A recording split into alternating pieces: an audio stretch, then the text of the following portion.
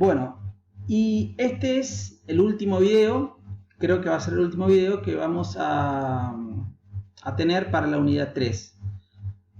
La idea es resumir todo lo visto hasta ahora, pero también agregar un contenido más, que es la elaboración de un gráfico que se llama gráfico de cajas y brazos, que no se los comenté en la unidad 2, donde vimos todos los gráficos, porque para comprender esta representación es necesario que nosotros contemos con el conocimiento de las medidas de posición y las de dispersión. Así que por eso dejamos para esta instancia el gráfico de cajas y brazos.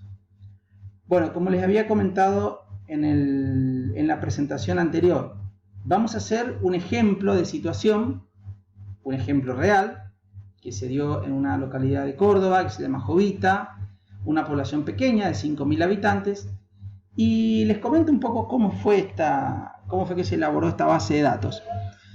Resulta que había un médico, en realidad no era un médico, era un bioquímico, que le llamó la atención que muchos análisis de sangre efectuados en niños les daban niveles de colesterol muy altos, como si estuviera analizando muestras de sangre de personas de 50 años. Entonces él empezó a decir, bueno, ¿por qué será que hay un alto nivel de colesterol en niños?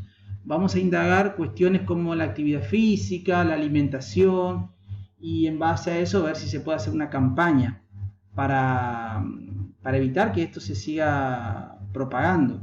Es una enfermedad crónica, no contagiosa, pero que sí requiere de una conducta que a veces, si el medio no me ofrece otras alternativas, uno termina siguiendo un camino más de consumo y no tanto de las buenas costumbres y de la vida saludable. Bueno, al margen de todo esto, esta persona fue a las escuelas y les propuso a los padres, a los maestros, hacer un análisis de sangre a los niños. Creo que el costo era mínimo, o creo que él se iba a hacer cargo de los costos, o consiguió que le financien. Y entonces se presentaron muchos niños, más de 300, a hacer un análisis de sangre. Entonces aprovechó esta persona y preguntó cuestiones sobre la alimentación, sobre qué comen en la casa, si practican algún deporte o hacen algún tipo de actividad física, etcétera, etcétera. Así que bueno, una vez que él recogió los datos, los analizó y sigue hasta el momento sigue su análisis, y tiene que hacer algunas conclusiones, algunas recomendaciones, así que bueno, eso está en proceso. Ahora, ¿por qué tomé este ejemplo? Porque con este ejemplo yo puedo empezar a preguntar, ¿cuál es la población? ¿Cuál es la población acá de referencia? Rápidamente uno puede decir, bueno, la población son todos los habitantes de la localidad, y acá subrayé el nombre de la localidad, Jovita, los 5.000 habitantes de Jovita. Mal. Si ustedes recuerdan, población es aquel conjunto de unidades de análisis o el conjunto de individuos a los cuales va destinada la investigación. Si ustedes me dicen habitantes de Jovita, ahí hay personas adultas, están los ancianos, los bebés. No, este análisis está enfocado a los niños en edad escolar, es decir, en edad entre 5 y 12 años. Ahí es donde yo tengo el interés. Entonces, para definir la población digo, niños de entre 5 y 12 años que vivan en la localidad de Jovita, ¿sí? Esa es mi población. Bien, la muestra es un subconjunto de la población, un subconjunto representativo. Y ahí yo puedo preguntar, ¿qué método de muestreo utilizó este investigador? No es que tomó supongamos 3.500 niños, hizo un sorteo, o sea, una selección aleatoria, y eligió 300 para el análisis. No, se fue a la escuela, se fue a las escuelas, porque supongo que hay más de una escuela. Y entonces aprovechó que los niños están reunidos en las escuelas para poder transmitir este mensaje y tomar la muestra. Entonces utilizó un muestreo por conglomerado, porque toda esa población está dividida en algunos conglomerados. Habrá ido a un par de escuelas y a todos los que pudo los entrevistó y realizó la extracción de sangre.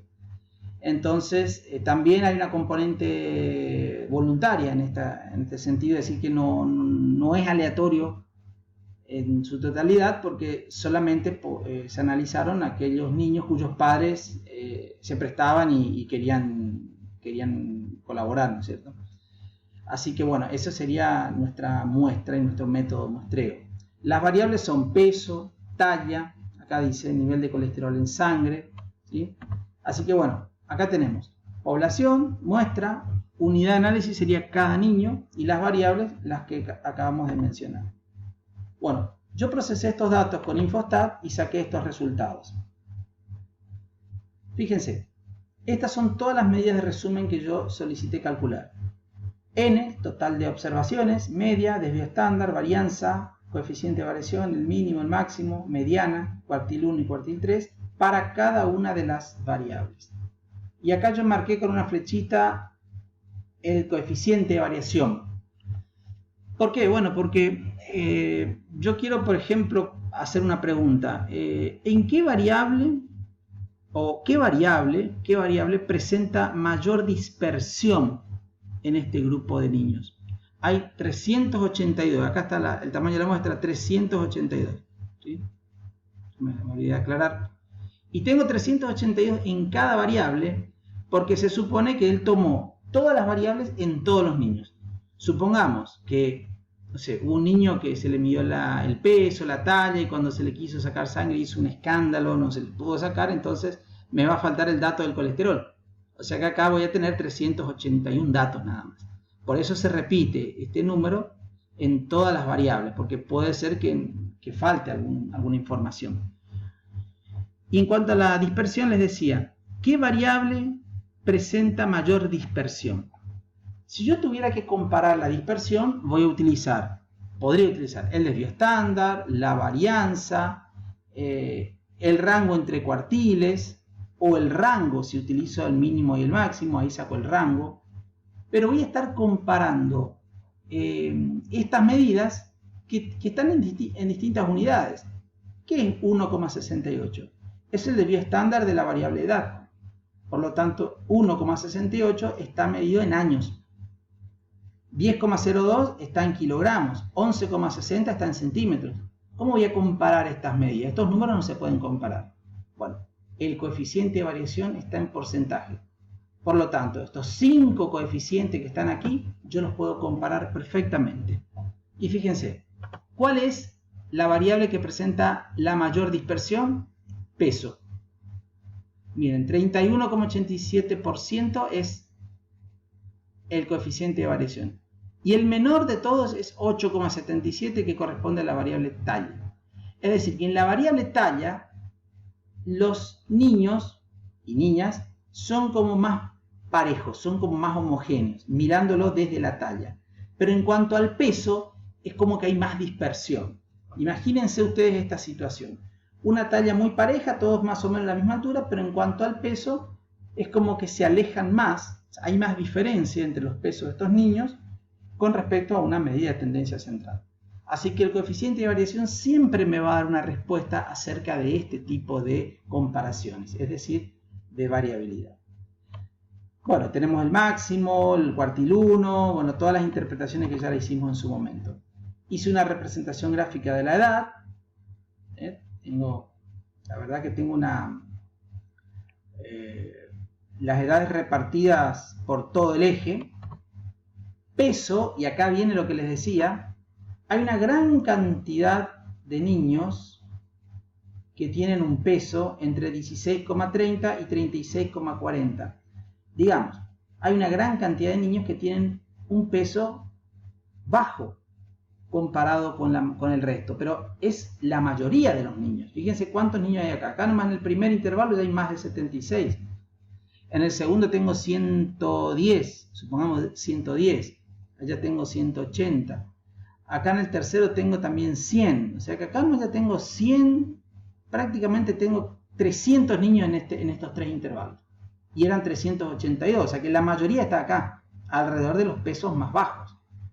Pero hay acá un grupo que es por ahí podría considerarse como un grupo o unos datos atípicos. Unos datos que se alejan mucho de sus medidas centrales, que estarían por aquí. Supongo yo la mediana estaría alrededor de 36. No voy a suponer, voy a mirar. A ver, media de peso es, acá está, 31,44. Ahí está, 31,44 está acá. Acá está la media. O sea que este niño o estos niños que están aquí en este intervalo pesan más de 63 kilos. Menos de 70, más de 63. O sea que supongamos un niño que pesa 65 kilos. Fíjense lo que se aleja de la media. Un montón. Entonces, ese dato podría considerarse atípico. Y decir un dato atípico es un concepto que, digamos, como lo dije en el otro video, es un dato que se aleja mucho, ya sea porque es muy grande, porque es muy pequeño, pero se aleja mucho de los demás datos y sobre todo de la media aritmética. Pero otra forma de definir un dato atípico es aquel dato que pareciera que fue generado por otro proceso de generación de datos. Pareciera, es decir, estadísticamente nosotros no podemos decidir o condenar a un dato a ser atípico por el hecho de que se aleja mucho. Capaz que hay un niño que tenga un sobrepeso muy importante, ¿sí? Entonces ese dato atípico me tiene que llamar la atención para ver si yo lo considero en el grupo, no lo considero, está bien medido, está mal tomado el dato, pero es motivo de análisis justamente en esta etapa, en el análisis exploratorio de datos. Porque una vez que yo lo incorporo en la base de datos, y si los análisis posteriores veo que no me dan por culpa de ese dato, ya no lo puedo sacar. ¿Entienden? Tiene que haber un criterio, y en este sentido es una cuestión que ya excede la estadística, sino que tiene que ver con el criterio del registro de los datos, y generalmente es motivo de discusión para los investigadores.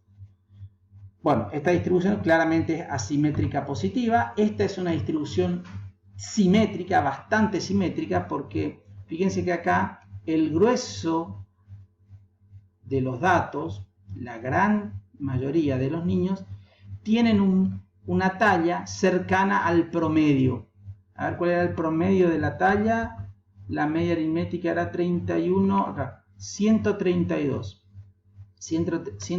centímetros. O sea que estaríamos acá. Acá estaría la media. Entonces hay muchos datos que están alrededor de la media y unos pocos que están en un extremo inferior y unos pocos que están en un extremo superior. Es decir, muchos datos hay pocos niños altos y pocos niños muy bajos. Bien, y acá tengo el análisis discriminado por género. Acá están todas las nenas y acá están todos los varones, ¿sí? El peso 177 chicas y 205 varones. La media de peso 31 kilos para las chicas, 31,73 para los muchachos. Así que bastante similares son todas las medidas de resumen, ¿sí? Bastante similares. Fíjense, el coeficiente de variación de la variable peso, 31,09, 32,85. ¿Quién tiene más dispersión? La variable peso en las niñas. Pero fíjense, es muy poca la diferencia. Y acá viene el diagrama de cajas y brazos. Lamentablemente me queda un minuto, así que voy a tener que hacer un video más y ahí vamos a explicar bien este diagrama.